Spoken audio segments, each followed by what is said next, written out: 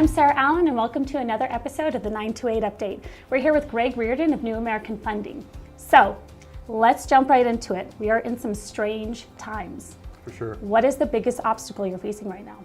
Over the past 2 months, rules have changed with guidelines. So things have gotten tighter because people have lost jobs and they're waiting to go back to work. So for borrowers, now they have to actually sign a letter stating that they're still working or they're back at work, and their employer has to do the same, 24 to 48 hours before we fund. Before it was just a phone call to their employer saying, hey, are we still working? Yes. But now it's an actual attestation, if you will. And currently business owners, now they have to prove that they're still marketable and relevant in the workplace, in the industry. So they're going under much more scrutiny than they did before. So that's a big challenge there. And it was always difficult for them to begin with to get home loans as an entrepreneur or as a business owner, because they can't provide a lot of the W-2s and a lot of the things that most employees can. So what is it that they're specifically facing now? A lot of them are saying, okay, I can work from home now, and they have to have, like you said, documentation from their employer saying that they can work from home. I had this happen to me actually with my buyer, Bob. Yeah, and he's like, well, I've been working from home for the past 15 years. Why now do I have to show documentation?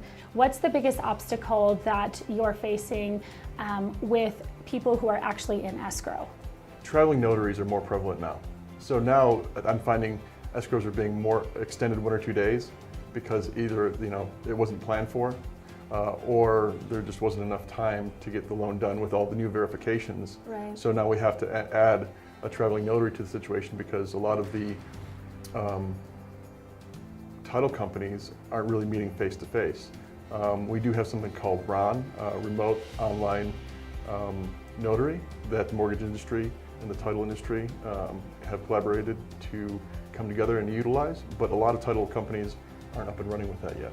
So it would make things a lot easier, a lot more streamlined, but we're just not there fully. Are you seeing a different buyer in this type of market? I'm seeing a more serious buyer today. Before there'd be a lot of looky-loos, a lot of tire kickers. Hey, maybe I can get pre-qualified. I'm not really sure where my credit stands. Today, it's, hey, I know what my credit is. I have this kind of money. Let's make this happen. There's a lot less internet lead type of buyers today. Right. What does a buyer need to do to get pre-qualified, or what do they need to have in order to get pre-qualified? What are some of the things that they can do? Sure, so there's a few things. I mean, what we're doing is we're looking at income, assets, and credit. So on your income, do you have a job, or are you retired, have fixed income, or are you on permanent disability? If not, and you don't have income in that form, well, do you have assets that can create an income? So do you have money coming in for the ability to pay back the loan? That's what we're gonna take a look at. Is your credit on the up and up with all these like Credit Karmas and Discover cards, or your bank monitoring your credit? You kind of know where your credit is. So I mean, if you're around 620 and higher, you probably have a good chance of getting a home loan. We can go down to 580, but also make sure that you don't have judgments, you don't have liens, you don't owe taxes. I mean, there's ways to get around the taxes if you're in an agreement, and just make sure, and if you're paying child support, make sure it's current. These things could be a big killer to getting pre-qualified. Also, last thing is for savings. If you're going to use a down payment, make sure your money's in a financial institution, not a coffee can or under the mattress.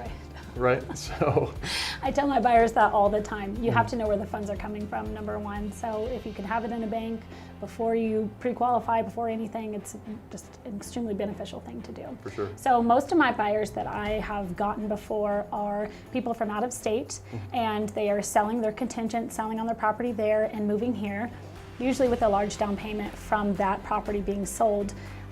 And I'm seeing a little bit of a different change in that because there's been delays in closings in different states. Are you experiencing that from the lending side as the people coming in? A little bit different buyer from that regard?